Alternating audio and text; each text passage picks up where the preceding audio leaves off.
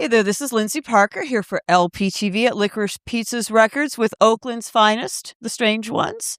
Welcome to Licorice Pizza. Welcome to Southern California. Thanks for having us. Yeah, good to be here. Thanks for coming. We're here to celebrate Attack of the Strange Ones, your debut album. And why don't you introduce yourselves before we start the conversation, like your role in the band, your titles, if you will. Sure. I'm Kevin. I started the band in 2020 as a solo project and then found all these guys through the years, and it transferred into a band. So, yeah, I sing lead vocals and play guitar. Yeah. My name's Tim. I play guitar. I'm Dan. I play the bass. I'm Ruben, and I play drums. So I was unaware. I'd read that the band had started in 23, which I was like, oh, it's pretty recent because it seems like you've done so much in just your time. But actually, the origin story dates back a little. Didn't really do a whole lot before 23. Yeah. It was a lot of self-doubt, writing a bunch of songs that I scrapped, and then so. Well, it started as a solo project. Is that because you did say it was 2020, and at that time, people pretty much weren't doing anything together at that time? Yeah, I was in a band for a while that was just, I don't know, I got really tired of it, and I just wanted to do something a little more classic. And so, yeah, when everyone was just kind of locked down, I was just like at home on my laptop, just plugging my guitar in and just making it real fuzzy, and yeah, it was fun. Kind of crazy. That was 6 years ago. Yeah, I know, right? Yeah. 6 years ago. That's crazy. So how did you guys find... Yeah, I know, right? Because... I feel like we're still talking about it like it just happened. But yeah, so eventually 3 years later, pandemic lockdown is ended. And how did you guys all find each other? Yeah, so I had posted a song on SoundCloud, and a friend reached out and he was like, "Is this a band?" And he's like, "If it's a band, I want to be in the band." I was like, "You're in the band." And his name was Israel. And we wrote a bunch of these songs together. And he plays a bunch on the album. And when we were getting ready to make it a live band, I was like, well, maybe we'll just like hire a drummer for like a couple gigs and just like see like what this turns into. And so I found Ruben through Craigslist.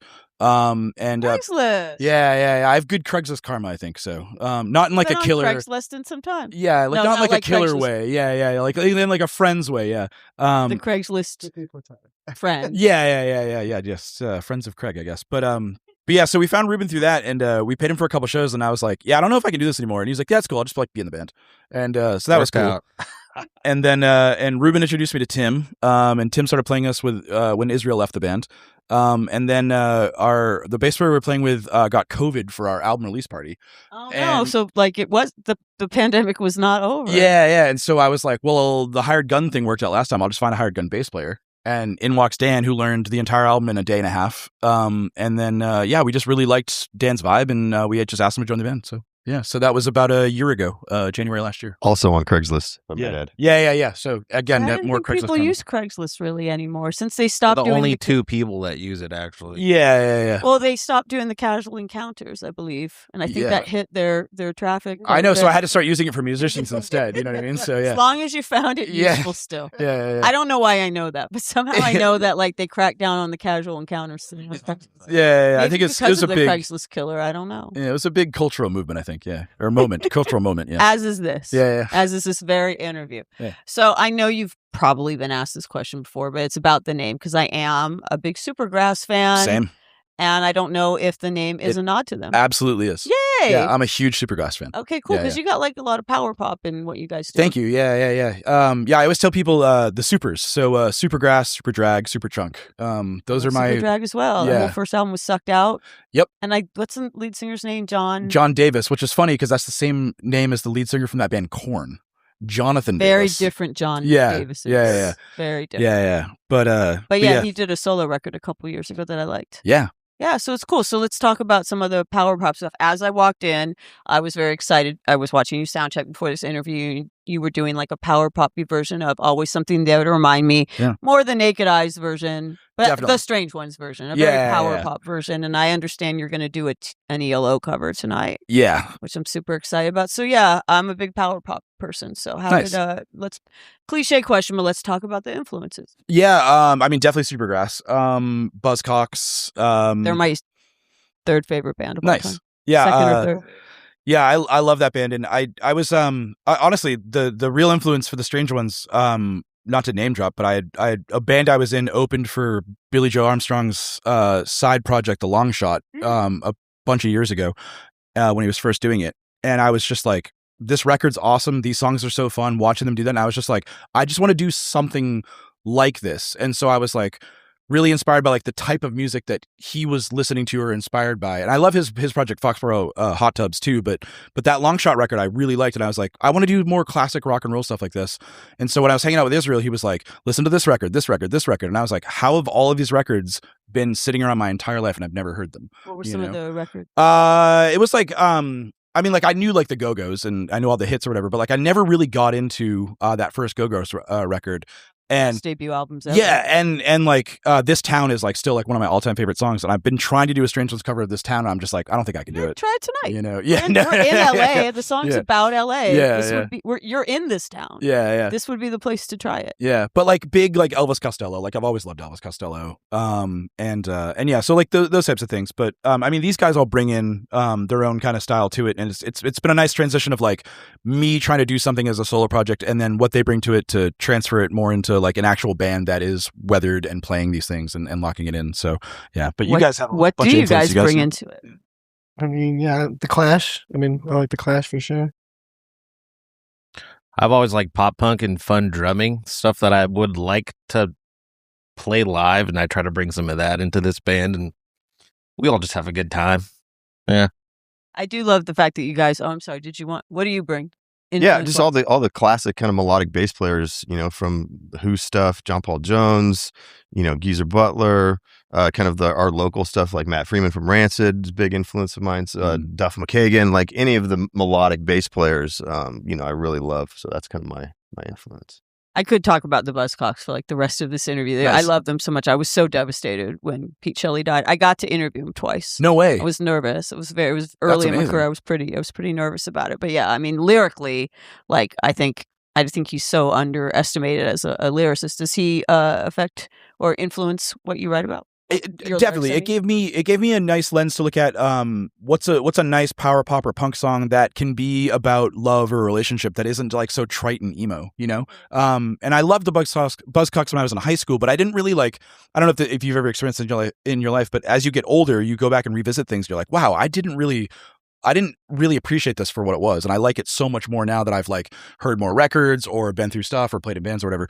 And so going back to Buzzcocks in, you know, my 30s was a much different experience than like in my teens. So some of the lyrics like "ever fall in love" probably hit different. You're like, way yes, I different. have. Yeah, way different. I understand now, Pete. Yep.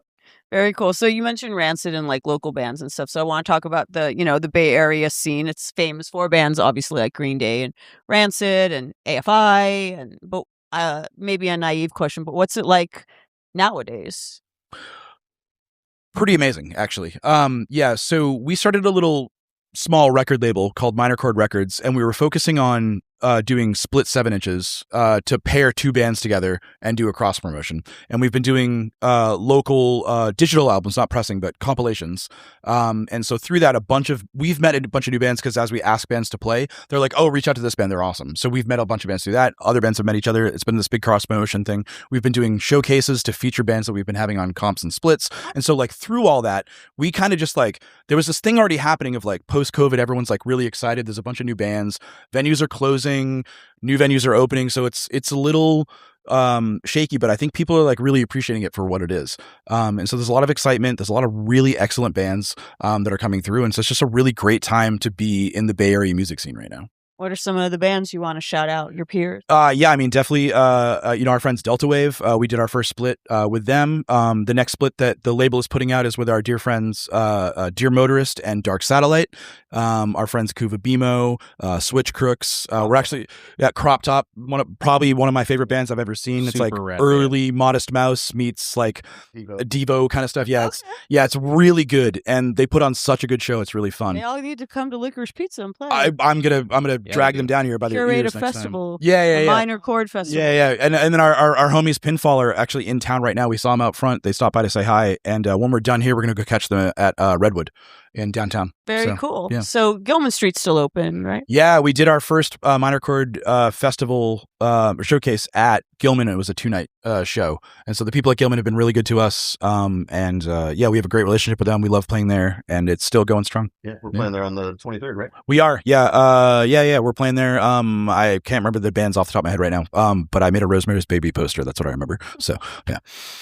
Is the spirit of that scene, that famous scene, like the Lookout Records era, the late 80s, 90s scene, is it still there? Yeah, it is. I don't think the ska part of it isn't as popular, but like I'm just waiting for that ska band to come back, like that one that's going to come back. I think is going to open the floodgates. But like you see people like parked outside with like a custom like Green Day influenced like license plate, you know what I mean? So it's like people that are like grew up looking at those photos, from Gilman or listening to those albums or whatever, and looking for themselves in the crowd or whatever. Like those people are still there, and they're very much part of that spirit there. So see, I read this book. I don't know if you know this book. It's called Sellout, and it's an interesting book. It's basically about indie bands that moved to majors, and some of them made the transition and did well, like Green Day, obviously. Yep. And then some of them, the backlash or whatever, it just fell apart. Jawbreaker was one of the examples they used of where it did not work. Yeah. But both Jawbreaker and Green Day stories are about the fact that there would be people locally who would see both those bands as having betrayed the scene for moving to majors. Which seems so like antiquated and quaint now that people thought that way then. Yeah. Is there still some of that in the Bay Area, wanting to keep it like in that contained thing? Not really. I still think there's a little bit of like the like anti-Green Day tough guy shit that happens, just that nonsense of like people just trying too hard to, whatever. And I'm like I love Green Day. I loved them when I was in high school. And they do a lot for the community. And even now they're still an excellent band. But I think it's a lot of it's like that, like just like what year are you living in? You know what I mean? Like that talk track you have died 30 years ago. Like let it go. I think the statute of limitations on like having a backlash against Green Day, I think it's up by now. Yeah, because they still walk the walk. I think they're allowed to play at Gilman again too. So like the 86 that they got, they weren't allowed because they just played Coachella last year, and like everybody, all ages, was there to see them, which really gladdened my heart. Yeah, I think when they got big, the people running Gilman at the time were that very much that sellout kind of mentality, and so they banned them. But yeah, I think that's done now. So, good. I'm glad about that. Yeah. So you mentioned Rosemary's Baby, and so you have this whole other kind of side hustle doing like posters with old movies. Yeah. I'm just waiting to get sued, I think. I don't really know like what the Okay, well don't watch it. Yeah, I don't really know like what's okay, but I'm like, it's punk rock, there's no rules. Yeah, I'm more of like a collage artist where I just love the old horror movies, like pulp horror, and whether it's a movie poster or comic books or whatever, and there's just so much awesome art out there that's just like really fun to like upcycle and kind of play around with. And so part of our aesthetic is kind of that, like like the Cramps or whatever. Like I basically just ripped off the Cramps essentially with I'm our gonna name aesthetic. drop. I interviewed the Cramps and I went to their house. Amazing. What is their house like? Exactly what you would think. Okay, good. Like yeah dark. Like on the outside it was in Glendale. Yeah. If you know where Glendale is, which is a suburb. On the outside it looked like a normal house, and on the inside it looked like exactly like what you would expect. It was all like Victorian, red velvet, yeah. and What We Do in the Shadows. Yeah, it was that. It was like a lot of leopard. It was a lot of velvet. They had underneath their house, they had a painted pink dugout basement, which I believe they told me they hadn't done legally. Like they hadn't done it to code, but it contained all of their like vinyl and their VHSs. And it was amazing. It's pretty awesome. So I'm glad. I always love to hear any mention of the Cramps. Yeah, Sorry for the name drop. It was one of the best days of my life. I love that band. And they were just, I don't know, they were always so different, and I loved that they like carved out this little piece of punk rock. And I love that about punk, is that there's all these little subgenres and everything's okay, and everyone loves all these little things. But like I really loved the Cramps a lot when I was in high school, and it dawned on me about a year into this project that I was like, oh man, I was like, yeah, it's kind of punk, it's kind of garage, it's kind of spooky, it's got this old kind of weathered aesthetic or whatever. And then I was like, oh yeah, the Cramps. I just basically ripped them off. So it's called on Instagram Poster Zombie. Yeah. And so do you do this like as a service, like other bands can hire you to make their flyers? Yeah, and I usually just try to do it for as cheap as I can. I've done album art for people. Anytime we play a show, I just do it for free. So like if we're playing a show, I'll just make the poster, and if did people you like make it, they one like for it. this show? I did. I made a couple. I didn't really do the horror movie. I kind of used like our promo photo to try to like, I don't know, put our faces here because like we're not from LA. So yeah, but that's okay. But actually, since you bring that up, we're getting along very famously right now, but there's this weird rivalry between the North and the South. Oh, yeah. Northern California and Southern, actually more like San Francisco versus LA. Yeah. And it feels very one-sided because I don't know of anyone in LA who doesn't like San Francisco. San Francisco's great. I love rivalries like that where it's like, who are you? What's the problem? Yeah, like small, and they have like San Francisco's small. If you live in LA, it feels small. And there's the whole like kind of tech Silicon Valley thing. But I don't know anyone here who thinks San Francisco sucks, but like, is that still a thing that people in San Francisco don't like us? Not with people I know. Yeah. You seem to like. Yeah. No, I love LA. I like it here. Yeah. No, I'm not really one for rivalries anyways. I mean, I grew up in Massachusetts, so it was like, Red Sox versus Yankees. And when I moved to New York, I was like, well, I'm not going to watch the Yankees, so I'll like the Mets, I guess. But other than Massachusetts, Cape Cod. People are actually from there. Yeah, I've been there. My mom's from Boston, and she still hates the Lakers just because she's got it. So she's into the rivalry. She's Celtics forever. Yeah, some things are just in your blood, I think. But yeah, rivalries I'm not really big on. I'm kind of like, let's cross pollinate. Let's find the good people in everywhere and connect them. So yeah. Have you guys played many Los Angeles shows? Last night was our first one. Oh wow! And yeah, where was our first time in LA as this band. Oh, okay, yeah, where'd you play last night? Where did we play last night? Famous Regal in Lakewood. Okay, yeah, it was a Long Beach show. Yeah. It's not technically LA. Right. Yeah. Oh, yeah. It's LA adjacent. My bad. Yeah. No, it's okay. Well, if it was Long Beach, it's not LA.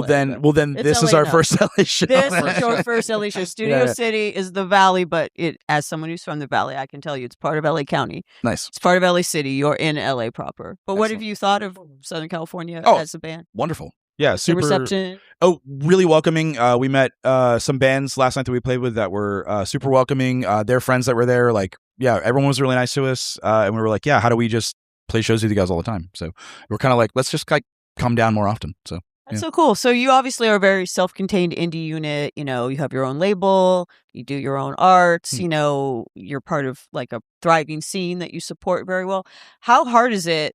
I mean, I've talked to a lot of the bands I interview here are bands that are in the same boat. They do it all themselves. They're very DIY. They're very proudly DIY, but it is not easy to get heard, to get gigs, to get seen, to make a name for yourself, to even like financially go on the road. Like, how do you do it? How do you make it work?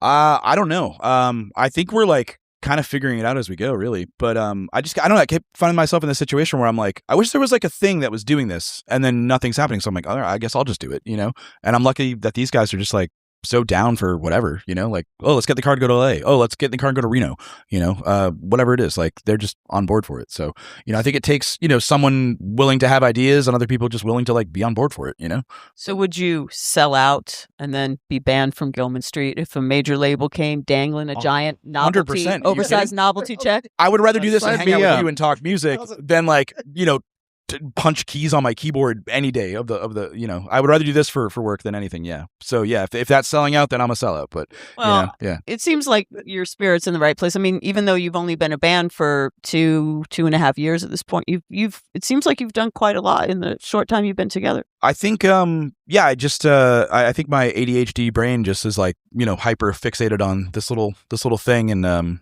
these guys are just really good at like letting me book a ton of shows or try to, I don't know, put a ton of like little singles out or whatever. So yeah, it's been fun. And like the rest of the scene is like really excited about it too. And there's a bunch of people out there in that scene that like also want to do those things. So I think there's just like this nice like mutual excitement that's happening. So very cool. Well, in the very immediate future, I will be seeing you play Naked Eye / Dionne Warwick / ELO covers, plus your own songs out there in the front room. But in the more distant future, what is next for the Strange Ones? We've been working on our next album, Return of the Strange Ones. The whole horror thing. Now I understand. Yeah. So first one was Attack of, second one's Return of. I think the third one will probably be like Planet of. And that'll probably have like a nice kind of like isolation kind of theme. One of them should eventually be a sequel with that, but it's TOO.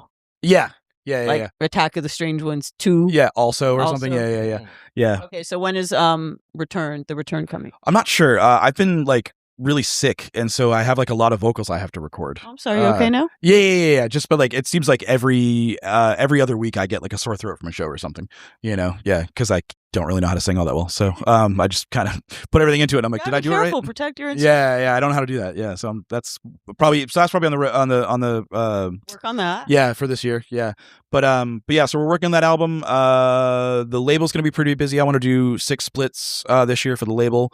And then get into albums too. So put our album out. And then we've got some plans to do another LA run, San Diego, Reno, and then like Portland and Seattle. So just kind of like some regional stuff. So awesome. Yeah. Well, I look forward to the return of the Strange Ones. But in the meantime, I'm enjoying the Attack of the Strange Ones, and I'm gonna enjoy the Attack outside. And thank you so much for making your LA debut. Thank you for having us at Licorice Pizza. Thanks so much. Thanks, everybody.